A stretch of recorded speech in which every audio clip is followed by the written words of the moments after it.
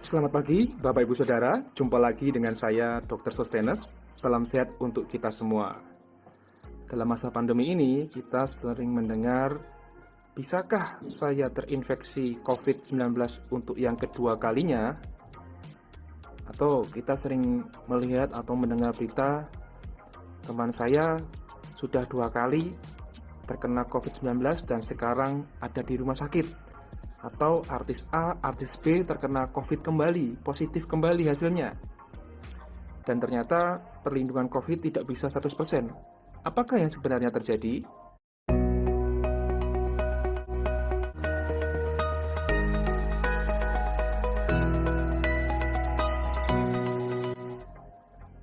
Yang sebenarnya terjadi adalah kita mengalami reinfeksi. Apa itu reinfeksi? Reinfeksi merupakan infeksi ulang setelah terkena satu penyakit tertentu.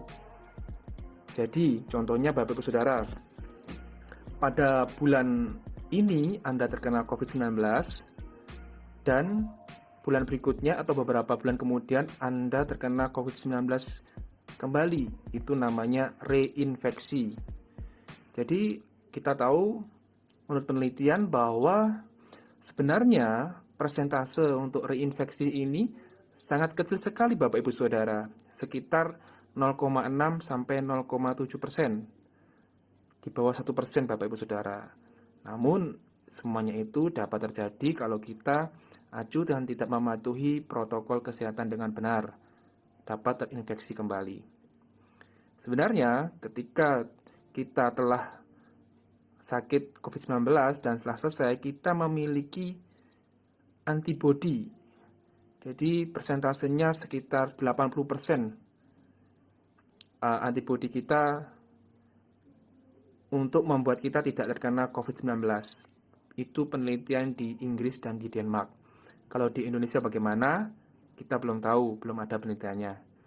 Dan berikutnya, pada usia lansia, antibodi yang terbentuk tidak setinggi pada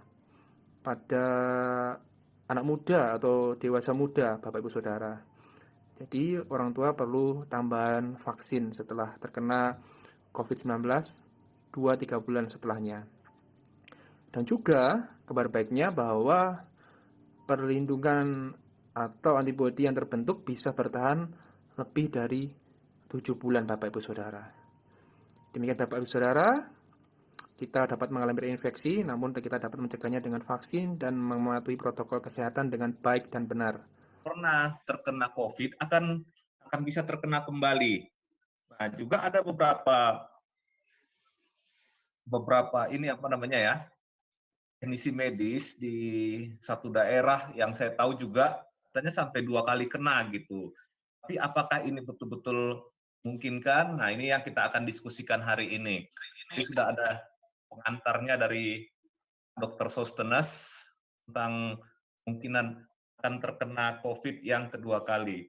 Mungkin sama-sama kita lihat ada berita hari ini, saya lihat di Detikcom, itu FKM UI itu meneliti bersama tim ya, meneliti bahwa ternyata hampir separuh atau sekitar 40%-an dari penduduk DKI itu sudah pernah terpapar COVID sebelumnya.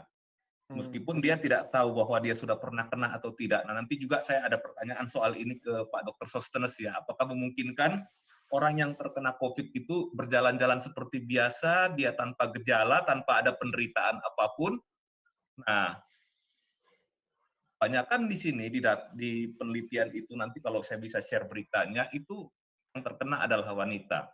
Oke, saya kira itu aja dulu pembukaannya dari saya. Mungkin saya serahkan kembali ke Pak Dr. Sostenes. Gimana Pak Dokter? Menunggu teman-teman yang raise hand untuk bertanya gitu. Kaget juga saya melihat bahwa di DKI itu 45% katanya sudah terpapar sebelumnya, walaupun tidak ada apa-apa gitu Pak. Gitu. Ya. Baik, selamat malam semuanya. Shalom. Silakan Pak Dokter. Nah, shalom. Ya. Jumpa lagi dengan saya Dr. Sostenes, saya dokter keliling di Madiun, dan malam hari ini kita membicarakan tentang bisakah saya terkena COVID untuk kedua kalinya? Seperti video saya yang buat diputar barusan, kita ternyata bisa terkena COVID-19 untuk yang kedua kalinya.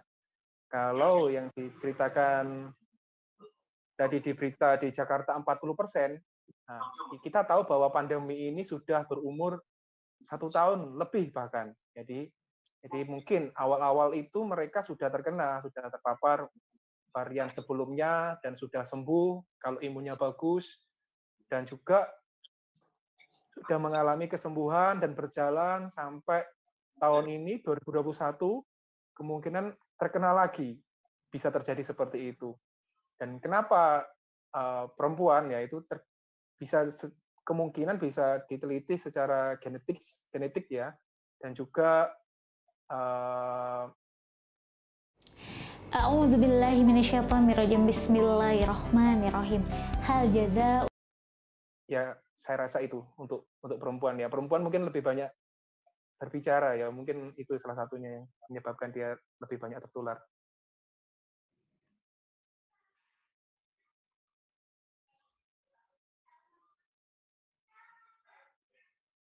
Ya, Kak? Pak Rajauti, sambung Pak. Pak Rajauti. Atau Pak Susukuda juga boleh sambung. Iya, jadi Dokter Sostenes, jadi kalau orang yang terpapar itu kan bisa, bukan berarti sudah terpapar tidak bisa terkena lagi ya. Tapi banyak juga, ini mungkin agak melebar ya Pak Dokter Sostenes ya. Tapi banyak orang yang skeptis gitu ya, bilang, wah kalau gitu ngapain kita vaksin gitu katanya, masih bisa kena kok gitu. Itu gimana Pak Dokter Sostenes kalau yang orang-orang skeptis seperti itu?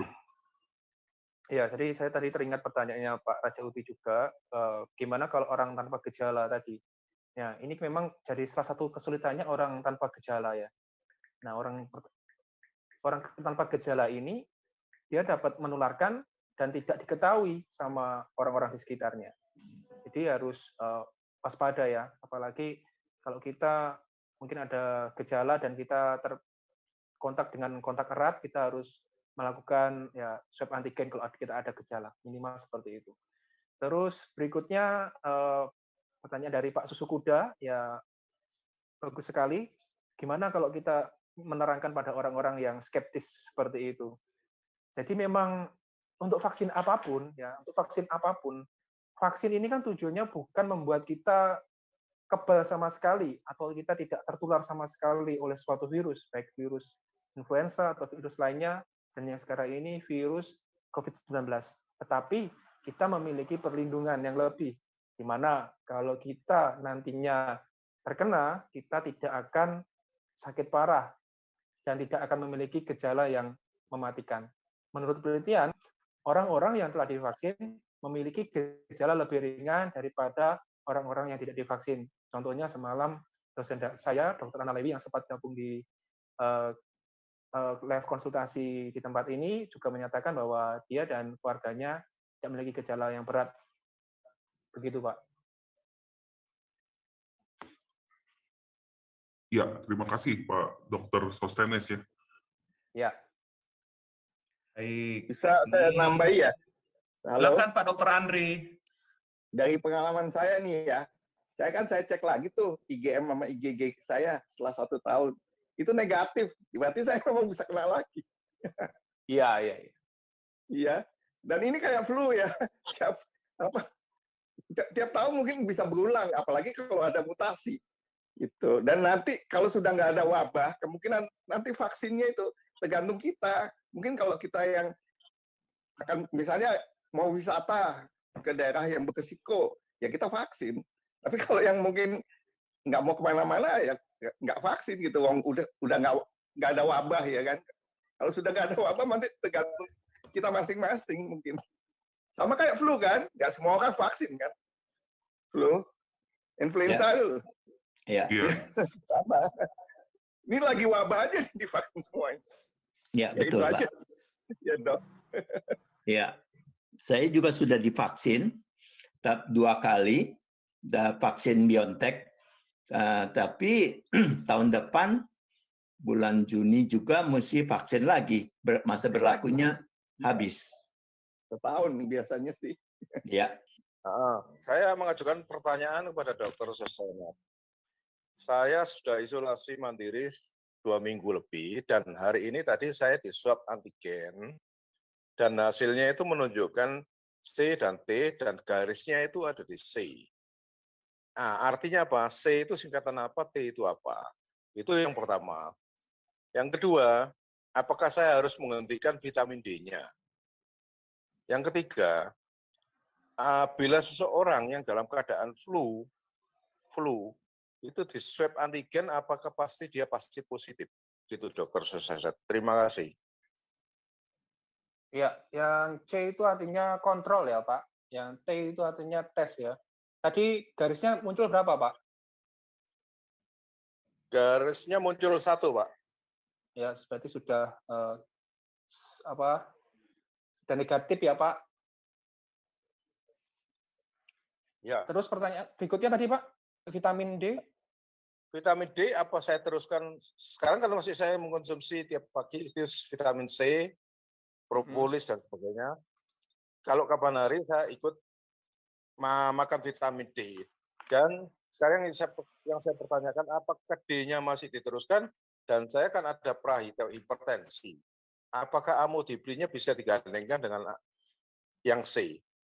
Yang ketiga, saya tanyakan, bila seorang flu lantas di swab antigen, apakah itu nanti hasilnya T, Pak?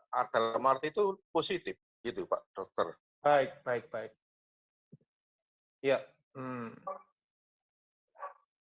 Terima kasih pertanyaannya, Pak. Yang pertama tadi untuk masalah vitamin, bisa dilanjutkan ya, Pak. Dan amlodipinnya juga diteruskan, tidak apa-apa. Untuk vitamin D, kalau Bapak ragu minum setiap hari ya diselang-seling ya. Hari ini vitamin D, vitamin C, seperti itu ya Pak. Itu untuk vitamin. Yang kedua untuk swab antigen, bagaimana kalau kita flu, kalau di swab apakah hasilnya positif, T-nya ada strip atau terjadi 2 strip? Jawaban saya sebagai klinisi di lab, jawaban saya tidak ya Pak, karena alat itu dibuat dengan tujuan khusus untuk mendeteksi COVID-19. Jadi kalau tidak ada COVID, ya hasilnya negatif Pak. Begitu Pak.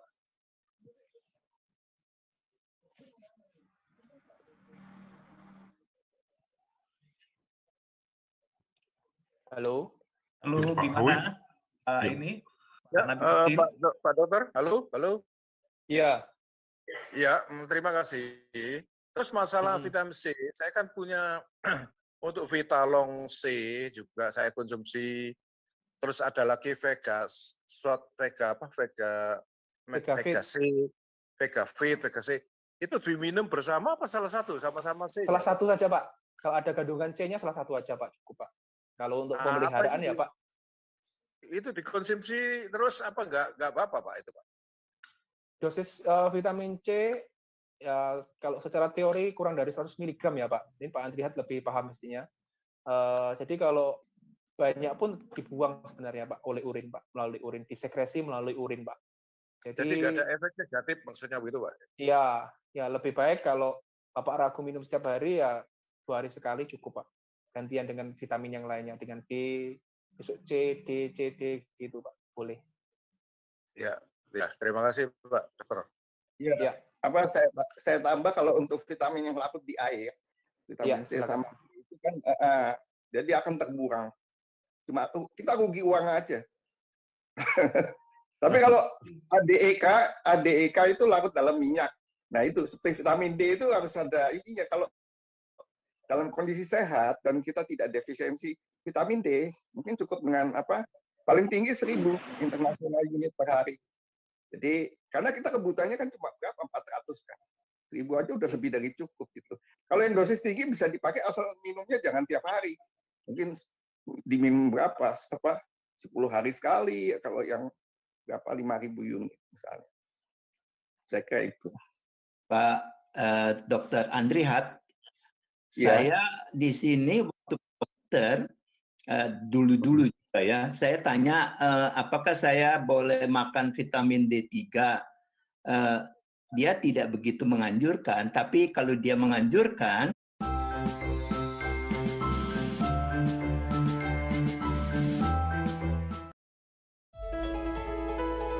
Hai, kembali lagi di Nippon Pain Flash News. Tahukah kamu virus COVID?